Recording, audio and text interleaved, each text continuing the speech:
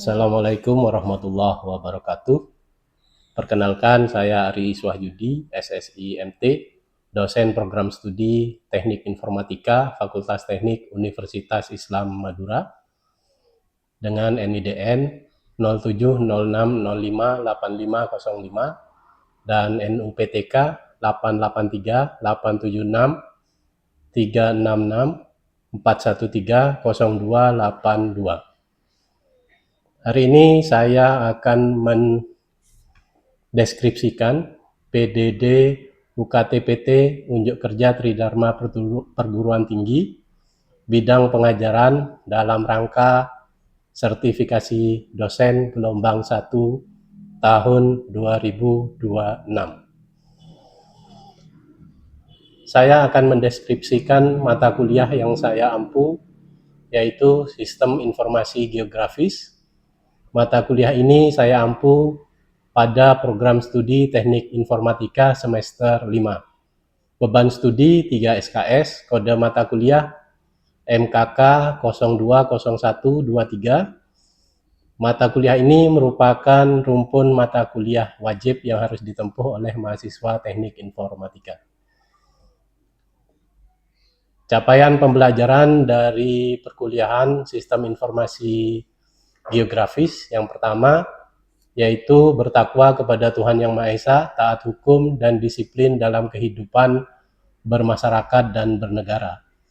CPL 2, menguasai konsep teoritis bidang ilmu pengetahuan, terutama di bidang ilmu komputer atau informatika dalam mendesain dan mensimulasikan aplikasi teknologi multiplatform yang relevan dengan kebutuhan industri dan masyarakat.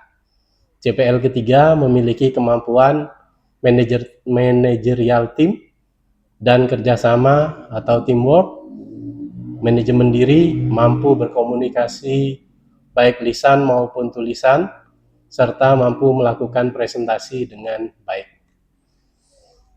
Untuk CPMK dari perkuliahan ini, yang pertama, mampu menjelaskan konsep, komponen, model data, dan prinsip kerja sistem informasi geografis, serta penerapannya dalam berbagai bidang. CPMK kedua, mampu menggunakan perangkat lunak sistem informasi geografis untuk mengakuisisi, mengelola, menganalisis, dan menyajikan data geospasial sebagai solusi terhadap permasalahan yang nyata. CPMK ketiga, mampu merancang dan menyelesaikan proyek sederhana berbasis sistem informasi geografis melalui kerjasama tim serta mengkomunikasikan hasil dalam bentuk presentasi dan laporan. CPMK keempat, mampu menunjukkan sikap disiplin, tanggung jawab, etika akademik, profesionalisme selama proses pembelajaran, praktikum, dan penyelesaian proyek sistem informasi geografis. Secara singkat, deskripsi dari perkuliahan ini adalah mata kuliah Sistem Informasi Geografis membekali mahasiswa dalam konsep dan keterampilan dalam akuisisi, pengelolaan, analisis, visualisasi, dan penyajian data geospasial menggunakan perangkat lunak sistem informasi geografis, serta pengembangan web GIS atau website sederhana. Pembelajaran dilaksanakan melalui pendekatan OBE, case method, dan project-based learning untuk menghasilkan solusi geospasial yang relevan dengan kebutuhan masyarakat. Materi pembelajaran dari pertemuan minggu ke-1 sampai minggu ke-16 sebagai berikut. Minggu pertama, konsep dasar, komponen, dan perkembangan sistem informasi geografis dari tahun ke tahun. Minggu kedua, model data spasial, data atribut, dan basis data geospasial. Minggu ketiga, akuisisi data geospasial. Minggu keempat, proyeksi peta dan sistem koordinat. Minggu kelima, input data, georeferensi, editing, manajemen, dan visualisasi data. Minggu ke-6, analisis atribut dan analisis spasial dasar. Minggu ke-7, overlay, buffering, clip, intersect, union, dan studi kasus. Untuk minggu ke-8 merupakan ujian tengah semester. Ujian tengah semester nanti dilakukan dengan mahasiswa menerapkan ilmu yang didapat dari minggu ke-1 sampai ke-7 dengan mengerjakan atau menyelesaikan mini project yang diberikan. Minggu ke-9, interpretasi hasil analisis spasial dan penyusunan peta tematik. Minggu ke-10, kartografi digital dan layout peta. Minggu ke-11, konsep, arsitektur, dan teknologi web GIS atau WebSeek. Minggu ke-12, publikasi data geospasial menggunakan GeoServer atau QGIS Server dan Leaflet yang nanti akan diterapkan pada minggu ke-12. Minggu ke-13, pengembangan aplikasi WebGIS sederhana. Materi ini akan dilakukan selama 2 minggu, yaitu minggu ke-13 dan 14, di mana mahasiswa diberikan mini project, kemudian mini project berupa kelompok, kemudian teman-teman asistensi, sistemnya adalah asistensi, kemudian hasil dari pengembangan aplikasi WebSeek ini nantinya akan dipresentasikan pada minggu ke-15, yaitu presentasi proyek web GIS dan evaluasi proyek yang diberikan pada minggu ke-13 yang dikerjakan selama 2 minggu. Kemudian minggu ke-16 adalah ujian akhir semester. Ujian akhir semester nantinya mahasiswa akan mengerjakan proyek mayor, proyek yang cukup besar yang diterapkan dari pertemuan pertama atau minggu pertama sampai minggu ke-15 nantinya disusun dalam proyek besar untuk menyelesaikan studi kasus yang akan diberikan. Referensi yang digunakan, saya menggunakan 3 referensi, yaitu masing-masing buku tentang sistem informasi geografis. Pengarangnya sama, karena beliaunya cukup detail dalam menulis tentang sistem informasi geografis, mulai dari konsep dasar sampai tutorial penggunaan baris kode Python di aplikasi sistem informasi geografis, yaitu buku karangan dari Prahasta. Teman-teman nanti diharapkan, teman-teman mahasiswa diharapkan nantinya bisa membaca buku tersebut secara langsung atau bisa menyimak saat disampaikan pada perkuliahan yang akan saya berikan. Metode pembelajaran nantinya akan dilakukan dengan ceramah, diskusi, kemudian selain itu nanti di beberapa pertemuan nanti juga akan selain ceramah juga nanti dilanjutkan dengan praktik. Penilaian sendiri ada 4 poin yang akan dimasukkan dalam penilaian. Yang pertama kehadiran 15%, tugas 15%, UTS 30%, UAS 40%. Kehadiran diberikan cukup besar, yaitu 15%, karena materi dari minggu pertama sampai minggu ke-15 itu saling berkesinambungan, berurutan. Jika teman-teman banyak tidak masuk, tentunya akan terlewat materi yang sebelumnya dan mengakibatkan teman-teman tidak bisa mengerjakan mini project atau major project yang diberikan nantinya. Selanjutnya, saya akan memaparkan cuplikan pembelajaran mata kuliah Sistem Informasi Geografis minggu ke-4 yang dihadiri oleh mahasiswa.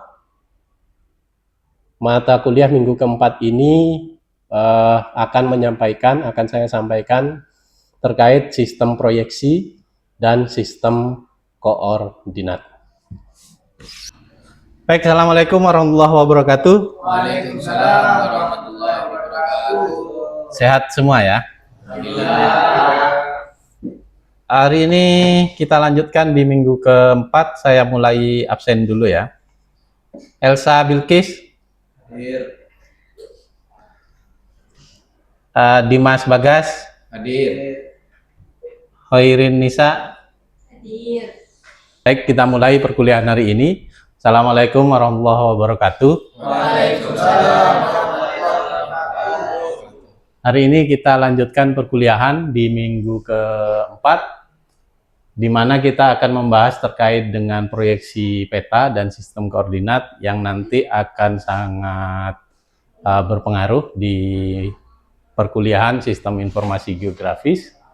Jadi sistem koordinat dan proyeksi peta ini adalah transformasi geografis dari bidang 3 dimensi, bumi yang 3 dimensi, yang mungkin teman-teman kenal bumi itu bentuknya bulat.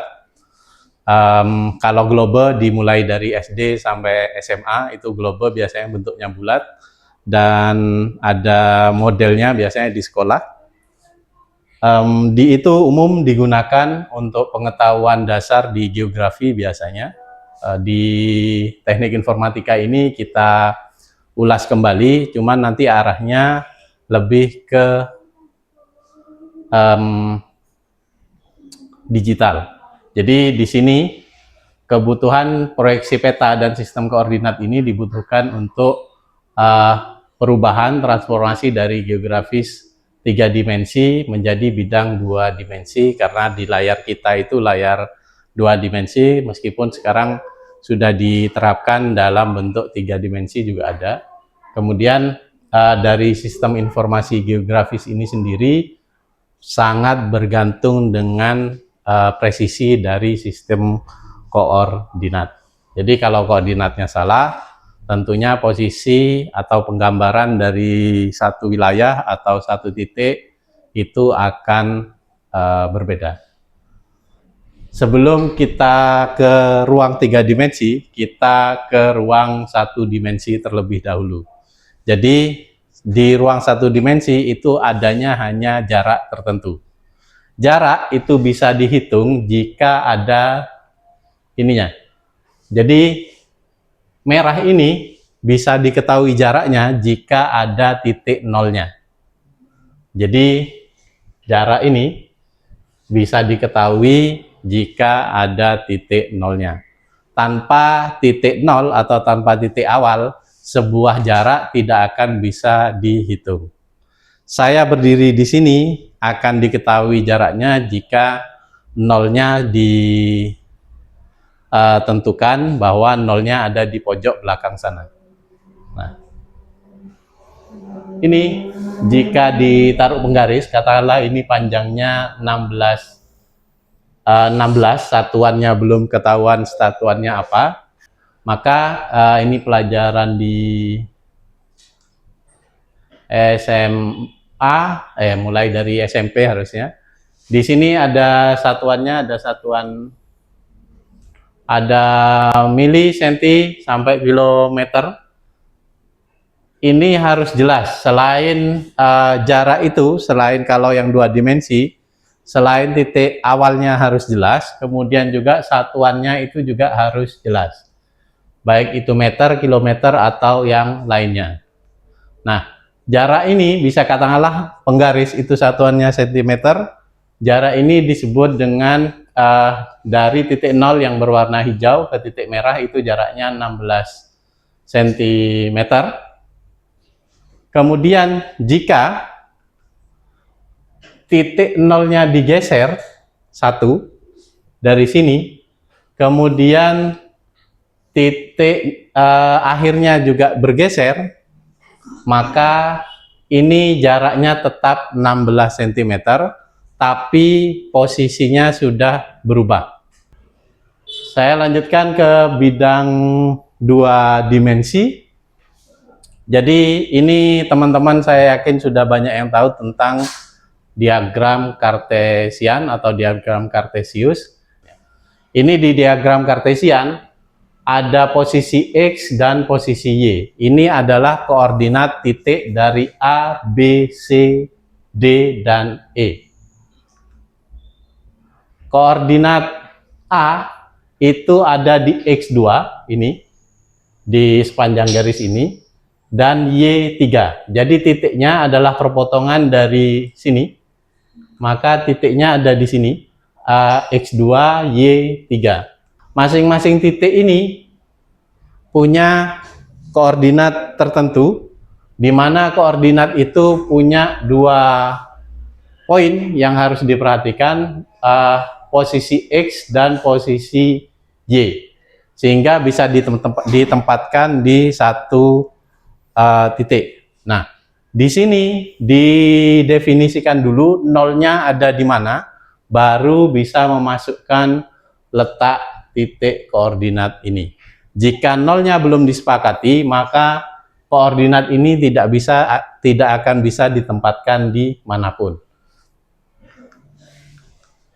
Ini adalah titik-titiknya. Jika garisnya dihilangkan, ada poin, ini namanya poin, titik-titik, kemudian ada, kalau masing-masing titik ini digabung, maka akan jadi sebuah garis, di mana poin itu hanya memiliki koordinat saja. Tapi kalau dua poin itu digabungkan, maka akan menjadi sebuah garis yang memiliki koordinat dan memiliki panjang yang bisa dihitung. Jadi jarak antara A ke B, B ke C, C ke D itu bisa dihitung. Dengan syarat tadi, titik nol harus ada. Di sini, titik nolnya ada di tengah tadi. Oke, saat semua garis itu digabungkan dan ditutup, kembali ke sini, dibuat bidang tertutup, maka dia menjadi sebuah luasan, menjadi sebuah area yang bisa memiliki koordinat di masing-masing poinnya, kemudian bisa dihitung panjangnya, dan bisa dihitung luasannya. Oke, ada yang pernah tahu ini? Di SMA pernah dapat? Di geografi lupa. Pernah SD ya? Oke. Malah SD masih ingat. Oke. Di sini ada silinder untuk pendekatan proyeksinya, ada kerucut, ada azimutal atau planar. Silinder itu bentuk silinder gitu, jadi ada bola dimasukkan ke silinder. Kemudian kerucut ini seperti ini, ada bumi yang bulat atau elipsoid dikasih kerucut. Kemudian yang planar ini bumi, kemudian di atasnya ditaruh bidang datar, kemudian digambar, kira-kira begitu. Yang di sini sama, gambaran ininya, kalau teman-teman punya lampu tidur, ini anggap lampu tidur, di dalam bola ini itu dikasih lampu sehingga akan tembus ke sini memproyeksikan bentuknya. Nah, yang nempel pas di sini, pinggir sini, itu tentunya jaraknya akan sama, bentuknya akan sama. Tapi yang ada di sini, seperti halnya teman-teman kalau menghidupkan senter, main apa? Bentuk tangan itu, bayangan, semakin jauh dari senter, tangan teman-teman semakin besar apa semakin kecil? Bayangannya, Pak. Bayangannya semakin, katakanlah ini di senter ya. Ya, Pak. Ini saat tangan teman-teman mendekat begini, bayangannya semakin kecil atau semakin Semakin besar? Oke. Saat menjauh atau mendekati tembok itu akan semakin kecil. Nah, sama seperti halnya ini. Jadi kalau jauh dari temboknya sini, dari bidangnya ini, maka di sini akan terdistorsi bentuknya, bisa lebih besar dan jaraknya juga akan lebih jauh. Nah, begitupun bentuk kerucut yang di sini, ini akan mengalami distorsi, apalagi yang ada di bidang ekuator sini atau di daerah kutub. Yang bisa pas, maksudnya itu daerah yang di sini, di pertengahan. Biasanya itu daerah-daerah Eropa, Amerika Serikat. Kemudian yang di sini di daerah Khatulistiwa, ada sebagian Afrika, kemudian Indonesia, ada Brazil juga. Jadi yang bagus untuk wilayah Indonesia memang menggunakan pendekatan model silinder. Kemudian yang di sini model planar atau bidang datar itu biasanya bagus di daerah Antartika atau daerah kutub. Oke. Nah, di sini seperti yang disebutkan tadi, di Indonesia lebih bagus menggunakan apa? Proyeksi silinder. Nah, proyeksi silinder itu ada Mercator, ada TM3 Transfer Mercator atau Universal Transfer Mercator. Ini yang umum digunakan. Kalau TM3 yang 3 derajat ataupun Mercator itu sudah jarang digunakan. Begitupun dengan polyeder itu sudah juga jarang digunakan. Ini warisannya Belanda. Dulu sebelum sistem informasi geografis ada, yang keilmuan terkait peta wilayah itu Belanda itu sangat maju terkait pemetaan, sehingga semua data wilayah itu di Belanda ada. Dulu orang-orang kalau belajar terkait dengan peta, belajar geografi itu semua banyak yang ke Belanda. Cuman sekarang sudah hampir rata semua karena data akses juga sudah bisa di-download dengan gratis, sehingga siapapun bisa belajar. Apalagi sekarang sudah banyak pembelajaran yang asinkronus, teman-teman juga bisa belajar ini langsung. Oke, ini zona UTM, Universal Transfer Mercator. Jadi kalau yang tadi itu derajat menit detik, di UTM sendiri Indonesia itu dibagi menjadi 9 zona, dari zona 46 sampai 54. Jadi kalau menggunakan UTM yang dibagi beberapa zona, bukan yang universal, koordinat ini di Jawa Timur, Madura itu akan berbeda dengan yang di Bali dan NTT, akan berbeda pula dengan Jawa Barat. Jadi harus diketahui dulu dia UTM-nya itu ada di zona berapa. Cuman kelebihannya kalau di UTM sendiri itu satuannya sudah meter, itu biasanya lebih gampang digunakan untuk pembangunan. Oke. Teman-teman ada yang tahu GPS? Apa GPS? Ini, ada yang bisa ini. GPS untuk apa kegunaannya? Untuk mengetahui posisi suatu objek di permukaan bumi. Oke. Yang lain sama? Oke. Jadi GPS itu saya yakin teman-teman sudah ada semua perangkatnya, ada di laptop teman-teman, di HP juga ada, malah di HP lebih lengkap. GPS-nya apalagi sekarang yang baru-baru itu sudah banyak menangkap sinyal satelit. Perlu diketahui mungkin untuk teman-teman, perangkat GPS yang teman-teman pegang, yang teman-teman punya itu adalah rata-rata GPS receiver, bukan GPS transmitter. Jadi teman-teman hanya menerima posisi saja. Nah, GPS itu asalnya dari satelit di angkasa. Jadi jika digambarkan seperti ini, ada orang teman-teman yang bawa HP atau bawa alat perekam posisi, kemudian ada sistem kontrolnya, kemudian di sini ada satelit. Nah, GPS ini adalah salah satu GNSS, boleh dibilang salah satu satelit navigasi, namanya Global Positioning System, disingkat dengan GPS. Ini punyanya Amerika. Termasuk GPS. GPS ini adalah salah satu merek atau salah satu satelit punyanya Amerika. Ada satelit Beidou punyanya Cina, ada Galileo, ada IRNSS punyanya India, Jepang juga punya, Uni Eropa juga punya, Rusia punya sendiri, Indonesia sampai saat ini setahu saya masih punya satelit komunikasi Palapa, tapi kemarin kalau tidak saya lupa satelit apa yang diluncurkan baru-baru ini. beberapa tahun yang lalu itu Indonesia meluncurkan, tapi bukan satelit navigasi. Ini terkait dengan sistem koordinat. Oke, saya coba review ke depan.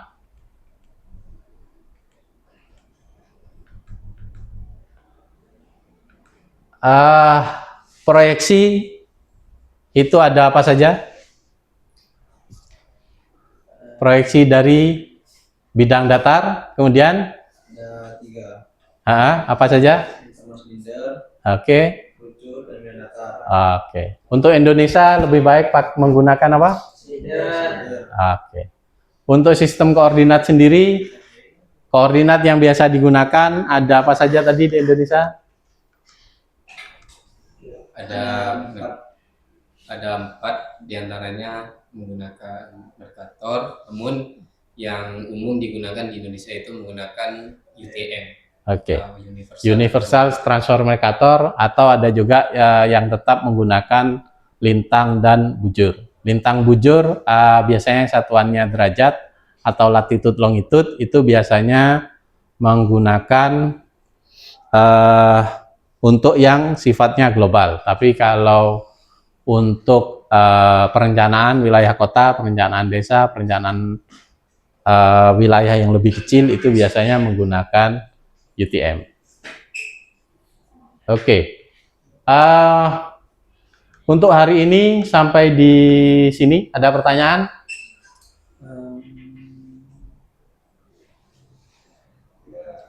Oke, tidak ada ya.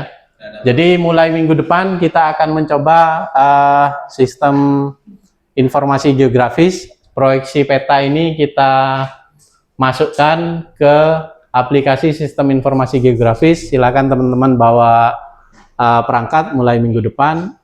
Bisa diusahakan laptop sebenarnya. Untuk perangkat tablet sepertinya belum mendukung ini. Tablet Android saya coba belum mendukung aplikasi sistem informasi geografis. Biasanya yang dipakai adalah QGIS. Kalau teman-teman mau menggunakan yang lain dipersilahkan. Caranya seperti halnya ArcGIS, kemudian yang lainnya juga boleh. Tapi rata-rata yang lainnya berbayar. Kita pakai yang gratisan saja. Kita pakai QGIS. Jadi teman-teman silakan bisa langsung install di rumah sebelum datang kuliah. Kemudian saat minggu depan sudah ketemu, kita akan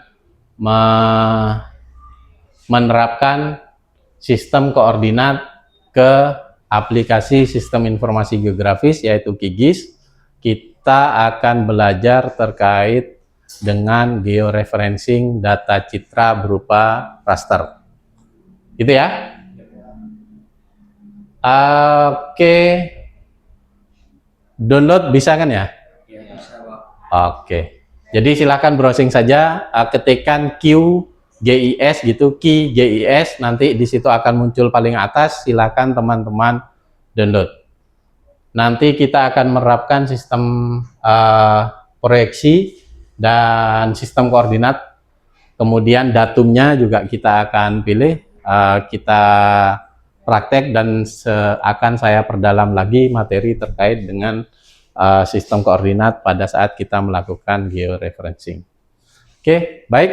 Itu mungkin materi saya untuk minggu ini. Kita kembali lagi di pertemuan kelima. Saya akhiri untuk hari ini. Terima kasih banyak. Wallahul muwaffiq ila aqwamit thoriq. Wassalamualaikum warahmatullahi wabarakatuh. Waalaikumsalam